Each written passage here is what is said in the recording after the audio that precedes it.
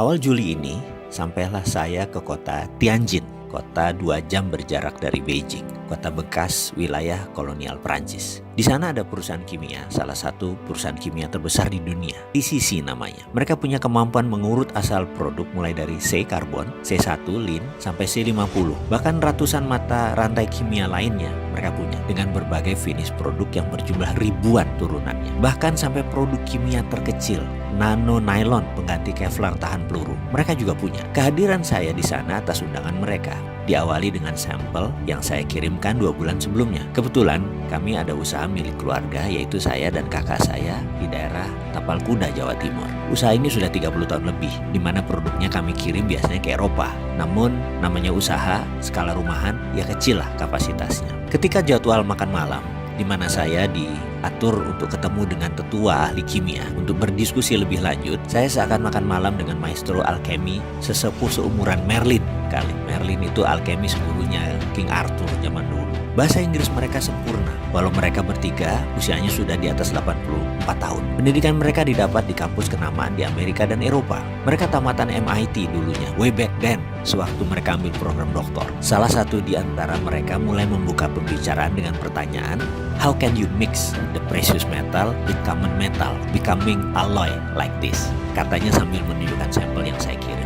Ini alasan mereka kayaknya ingin ketemu saya dan ingin berdiskusi serius. Mereka melanjutkan, usually what common technique, what we are using, nggak bisa katanya mixing the same metal dengan precious. Yang ada adalah precious dengan precious. Jadi pertanyaan dia selanjutnya, how can you put Ne atau bagaimana kamu bisa menaruh nikel digabungkan dengan lithium atau Ni with Li together? Bisa nggak? Saya paham maksud mereka. Memang dunia metalurgi itu unik. Sedikit orang yang memahami sifat metal, bahkan bisa paham tabiat metal, hanya sedikit sekali. Berhubung ilmu ini adalah ilmu keluarga, saya bisa menerangkan sedikit-sedikit. Jadi mereka bertiga menangkap hal yang aneh dari sampel yang kami kirim. Tapi sebelum saya menjelaskan, saya ingin sudutkan informasi mereka agar tepat. Saya tanya balik, what metal do you need? I will answer, what do you need? Not what you want to know. Is it okay with you? Jadi saya akan menjawab apa yang mereka butuhkan, bukan apa yang mereka ingin tahu. Jawaban mereka singkat, Li, lithium. Itu jawabannya. Saya tanya balik, untuk apa mereka perlu lithium? Power bank katanya. Saya tanya balik, ini power bank untuk handphone, mobil? Dan dia jawab, enggak, no, is it for house, for drone and building.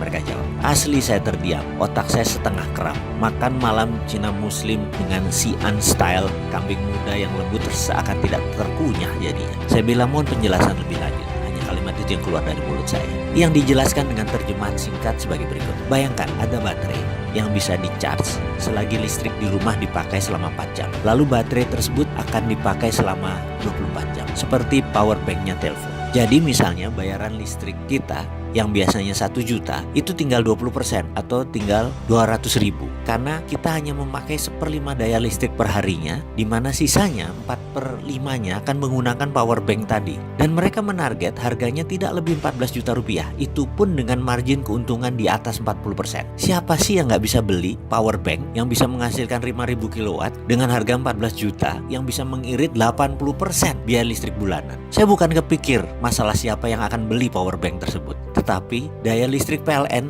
yang Indonesia saat ini lagi bangun jadi akan sia-sia karena menurunnya kebutuhan rumah tangga karena daya listriknya tidak diperlukan lagi karena semuanya sudah bisa di-save di power bank. Penjualan listrik PLN akan terdistrap, pembangunan pembangkit listrik baru menjadi tidak urgent lagi, tidak penting lagi. Di ujung saya lagi melamun itu seorang alkemis yang cukup tua umurnya tadi, satu orang memiringkan badannya ke saya.